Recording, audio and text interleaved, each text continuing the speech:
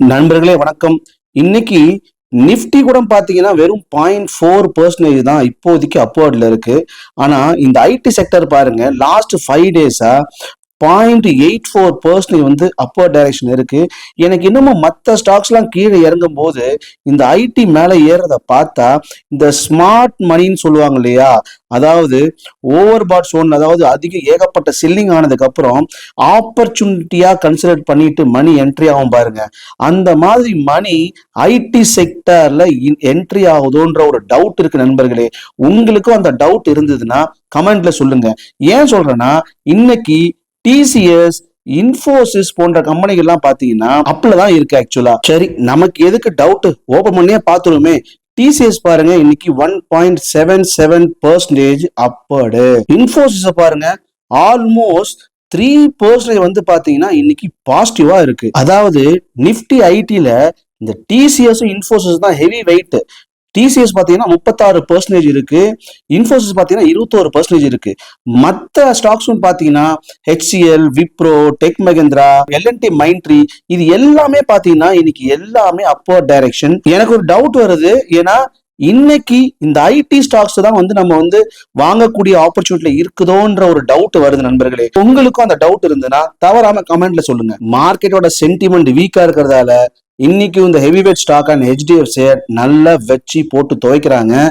எனக்கு இன்னமும் இந்த சப்போர்ட் ஜோனான 700 வந்து டச் பண்ணுமோன்ற ஒரு டவுட் இருக்கு.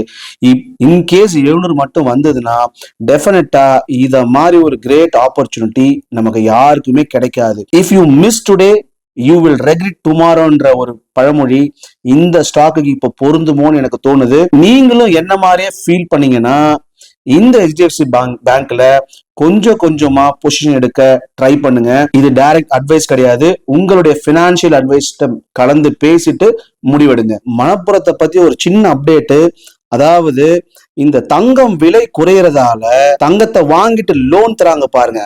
இந்த மாதிரி கம்பெனிஸ்ல பாத்தீங்கன்னா இந்த எல்டிவின்னு சொல்லுவாங்க, அதாவது லோன் டு வேல்யூ.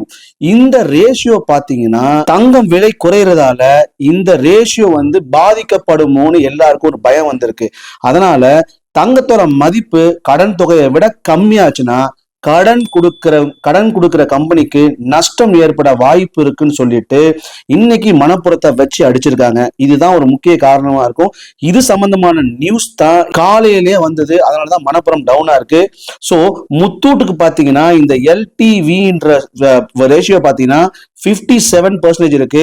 மணப்புரத்துக்கும் வந்து பாத்தீங்கன்னா 57 to 60 இருக்கு. ரெண்டும் ஒரே பெர்சன்டேஜ் தான். என்னதான் இந்த Q3 ரிசல்ட்ல பாத்தீங்கன்னா ஒரு 3.2% வந்து வளர்ச்சி இருந்தாலும், அதாவது நம்ம மணப்புரம் பினான்ஸோட Q3 வந்து வளர்ச்சி இருந்தாலும் கடந்த ஒரு மாசத்துல பாத்தீங்கன்னா -13% கீழே இறங்கிருக்கு. ஆல்மோஸ்ட் 13% நெகட்டிவ்ல க்ளோஸ் ஆகுது இந்த மணப்புரம் பினான்ஸ். இதை நீங்க ஆப்பர்ச்சுனிட்டியா நீங்க கன்சிடர் பண்ணீங்கன்னா, ஏன்னா தங்கம் விலைன்றது நிரந்தரம் கிடையாது. இந்த வார் சூழ்நிலை தங்கம் இறங்கத பாத்தீங்கன்னா ஆச்சரியமா இருக்கு. தங்கம் கண்டிப்பா ஏறும். அப்போ இந்த எல்டிவி வேல்யூவும் பாத்தீங்கன்னா ரேஷியோவும் பாத்தீங்கன்னா ஏறும், மணப்புரம் பிரைஸும் ஏற வாய்ப்பு இருக்கு. அதனால you can do SIP, always SIP. நண்பர்களே, நாட்கோ ஃபார்மால இருந்து இன்னைக்கு ஒரு மிகப்பெரிய அப்டேட் இருக்கு. அதன் காரணமா இன்னைக்கு அந்த ஸ்டாக் வந்து பாத்தீங்கன்னா 2.25% வந்து பாசிட்டிவா க்ளோஸ் ஆயிருக்கு. அதுக்கு காரணம் என்னன்னா, இந்த எடை குறைக்கிற மருந்து இருக்கு இல்லையா, சிமாக்ளூட்டன் சொல்லுவாங்க, இதை வந்து பாத்தீங்கன்னா வெறும் 1290 ரூபாய்க்கு இந்த மருந்தை வந்து அறிமுகம் பண்ண போறாங்க. இது வந்து மல்டி டோஸ்ல கொடுக்குறாங்க. உதாரணமா வந்து 2mg, 4mg அண்ட் 8mg வந்து ஒரு மல்டி டோஸ்ல கொடுக்குறாங்க. இதை வந்து பாத்தீங்கன்னா ஒரு 2 பிராண்ட் பேர் வெளியிட போறாங்க. ஒன்னு வந்து சீமானட் அண்ட் சீமா ஃபுல். ப்ரொனன்சியேஷன் தப்பா இருந்தா மன்னிச்சுக்கோங்க. சோ இந்த பேர்ல தான் வெளியிட போறாங்க. இந்த எடை குறைக்கிற மருந்தை வந்து வெளியிட போறதால போட்டி அதிகரிச்சு சந்தையில ஒரு பெரிய மாற்றம் ஏற்படும் இன்வெஸ்டர்ஸ் நம்புறாங்க. இதன் காரணமா இன்னைக்கு வந்து பாத்தீங்கன்னா பாசிட்டிவ்ல முடிஞ்சிருக்கு. இன்னைக்கு மட்டும் இல்ல, கடந்த ஒரு மாதமாவே பாத்தீங்கன்னா நாட்கோ ஃபார்மா வந்து கீழே இருந்து ஆல்மோஸ்ட் 800 வரைக்கும் தொட்டுச்சு. அந்த ஸ்டாக் 1030 வந்து போச்சுன்னா ரீச் ஆச்சு. 1060 நாட் ஷுர், அவ்வளவு ரீச் ஆச்சு. இன்னைக்கு வந்து 960 பிளே பண்ணிருக்கு. என்ன பொறுத்த வரைக்கும் இன்னைக்கு வந்த நியூஸ் ஒரு பாசிட்டிவ் நியூஸா தான் நான் பாக்குறேன். நீங்க எப்படி பாக்குறீங்க கமெண்ட்ல சொல்லுங்க. நாட்கோ ஃபார்மா ஒரு ஸ்டாக் நீங்க எல்லாம் வச்சிருக்கீங்களா, எந்த பிரைஸ்ல வச்சிருக்கீங்க, எத்தனை குவான்டிட்டில வச்சிருக்கின்றதையும் நம்ம கமெண்ட்ல சொல்லுங்க. நண்பர்களே, எனக்கே இன்னைக்கு என் போர்ட்போலியோ பார்க்க ஓரளவுக்கு மகிழ்ச்சியா இருக்கு. அதாவது இன்னைக்கு ஒரு நாள் மட்டும் ஆல்மோஸ்ட் 4000 ரூபாய் 4K வந்து பாத்தீங்கன்னா பாசிட்டிவா இருக்கு. ஓவரால் நெகட்டிவ் வந்து பாத்தீங்கன்னா 11% கிட்டத்தட்ட நெகட்டிவ்ல இருக்கு. நேத்து நம்ம வாங்கின ஸ்டாக் அதாங்க நம்ம பிடிலைட் ஆச்சரியம் கொடுக்குற வகையில இன்னைக்கு வந்து பாத்தீங்கன்னா 2.8% பாசிட்டிவ் ஆகி ஒரு அளவுக்கு ஒரு 358 ரூபாய் சம்பாரிச்சு கொடுத்திருக்கு. ஓவரால் போர்ட்போலியோ நெகட்டிவ் இருக்கும்போது இந்த 350 ரூபாய் ஒரு பெரிய விஷயமே இல்லை. பட் இருந்தாலும் ஓரளவுக்கு மகிழ்ச்சியை கொடுத்திருக்கு. நண்பர்களே, இன்னைக்கு நிப்டி மெட்டல் பாத்தீங்கன்னா 1.45 பாசிட்டிவா க்ளோஸ் ஆயிருக்கு. அது காரணம் என்ன? ஆயில் பிரைஸ்ல ஒரு ஃபால் அண்ட் புரோக்கரேஜோட பை ரேட்டிங். ஏகப்பட்ட புரோக்கரேஜ் நிறைய மெட்டல் ஸ்டீல் ஸ்டாக்ஸுக்கு வந்து பை ரேட்டிங் கொடுத்துருக்காங்க.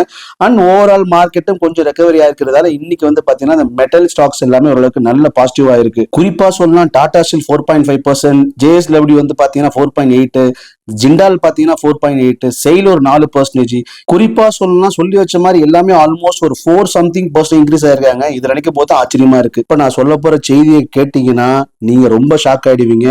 இங்க பாருங்க, நாட்டோட மிகப்பெரிய வங்கி நம்ம SBI பேங்க் பாத்தீங்கன்னா கிட்டத்தட்ட 89,000 கோடி மார்க்கெட் கேப்பை எழுந்திருக்கு. அடுத்ததா ஒரு தனியார் வங்கி, உங்களுக்கு சொல்ல வேண்டிய அவசியம் இல்லை, இன்னைக்கு கூட பயங்கர டவுனு. HDFC பேங்க் பாத்தீங்கன்னா தன்னுடைய மார்க்கெட் கேபிட்டல்ல கிட்டத்தட்ட 61,000 கோடியை லூஸ் பண்ணிருக்கு. NBFC நிறுவனமான நம்ம பஜாஜ் பினான்ஸ் பாருங்க, நான் வாங்கி வச்சதுலேருந்தே அது கீழே போக ஆரம்பிச்சிருச்சு. கிட்டத்தட்ட 59,000 கோடி வந்து டவுன் ஆகி 5,32,000 கோடி மார்க்கெட் கேபிட்டலா மாறி இருக்கு. அடுத்து பெரிய IT நிறுவனம், இதையும் நான் வாங்கி வச்சதுல இருந்து தான் கீழே போகுது, 53,000 கோடி டவுன் ஆகி, அதாவது மார்க்கெட் கேபிட்டல் லூஸ் ஆயிருக்கு. அடுத்ததா பாத்தீங்கன்னா நம்ம ரெண்டாவது பெரிய largest bank, private bank ICICI பாத்தீங்கன்னா 42,000 கோடியை லூஸ் பண்ணிருக்கு. அடுத்து பாத்தீங்கன்னா நாட்டோட மிகப்பெரிய தொலை தொடர்பு நிறுவனம் எது? பாரதி ஏர்டெல். பாரதி ஏர்டெலும் பாத்தீங்கன்னா கிட்டத்தட்ட 38,000 கோடி வந்து மார்க்கெட் கேபிட்டல் எழுந்திருக்கு. அடுத்து நம்ம ரிலையன்ஸ் நிறுவனம், என்னதான் ஒரு பாசிட்டிவ் நியூஸ் இருந்தாலும் அதுவும் பாத்தீங்கன்னா கிட்டத்தட்ட 33,000 கோடியை வந்து பாத்தீங்கன்னா மார்க்கெட் கேபிட்டல் எழுந்திருக்கு. அடுத்துதான் நம்ம LIC விட்டு வைக்கல, கிட்டத்தட்ட 31,000 கோடி மார்க்கெட் கேபிட்டல் லூஸ் பண்ணிருக்கு.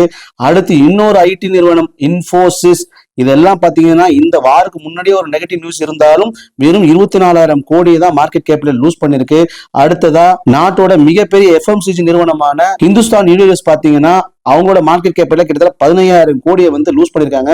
இது எல்லாத்துக்கும் காரணம் இப்ப நடக்கிற வார் தான் மக்களே. இந்த வாரால இந்தியாவில் இருக்க மிகப்பெரிய கம்பெனிகள் எல்லாம் பாத்தீங்கன்னா அவங்களுடைய மார்க்கெட் கேபிட்டல்ல சுமார் கிட்டத்தட்ட 50,000 கோடியை வந்து பாத்தீங்கன்னா லூஸ் பண்ணிருக்காங்க. இது வந்து ஒரு சாதாரண விஷயம் கிடையாது. இப்ப வந்து பாத்தீங்கன்னா நமக்கு மிகப்பெரிய ஆப்பர்ச்சுனிட்டியா நினைக்கணும். இந்த நேரத்துல பயந்துட்டு மூலையில உட்கார்ந்துட்டு இருந்தோம்னா டெஃபினட்டா ஸ்டாக் மார்க்கெட்ல இன்வெஸ்ட் பண்றதுக்கு நமக்கு தகுதியே இல்லைன்னு முடிவு பண்ணிடணும். அதுக்காக எங்கேயோ கடன் வாங்கியோ இல்ல வந்து நகை எதையோ வித்தோ ஸ்டாக் மார்க்கெட் இன்வெஸ்ட் பண்ணக்கூடாது. பயப்படாம SIP தொடருங்க. அதை மட்டும்தான் என்னால இப்போ சொல்ல முடியும். இன்னைக்கு நிப்டி முடிவுல பாத்தீங்கன்னா 0.5% ஆல்மோஸ்ட் பாசிட்டிவா க்ளோஸ் ஆயிருக்கு. இது ஒரு நல்ல சைனா பாக்குறேன். அதாவது இன்னைக்கு ஃப்ரைடேல பொதுவா உங்களுக்கு தெரியும் எப்பயுமே வந்து ஆல்மோஸ்ட் 70 or 80% வந்து பாத்தீங்கன்னா ஃப்ரைடேல நெகட்டிவா தான் க்ளோஸ் ஆகும். அட்லீஸ்ட் பிளாட் நெகட்டிவாவது க்ளோஸ் ஆகும். ஆனா இன்னைக்கு வீக்கெண்ட்ல பாத்தீங்கன்னா 0.5 பாசிட்டிவ்ல க்ளோஸ் ஆயிருக்கதே நான் ஒரு நல்ல சைனா பாக்குறேன்.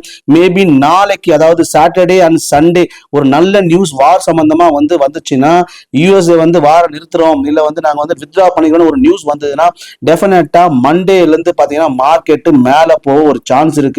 பொறுத்திருந்து பார்ப்போம். அதுவரை தொடர்புல இருங்க. வீடியோவை லைக் பண்ணுங்க, ஃப்ரெண்ட்ஸ் அண்ட் ஃபேமிலிக்கு ஷேர் பண்ணுங்க. இதே மாதிரி இன்னொரு வீடியோல உங்களை டெய்லியும் சந்திக்கிறேன். நன்றி, வணக்கம்.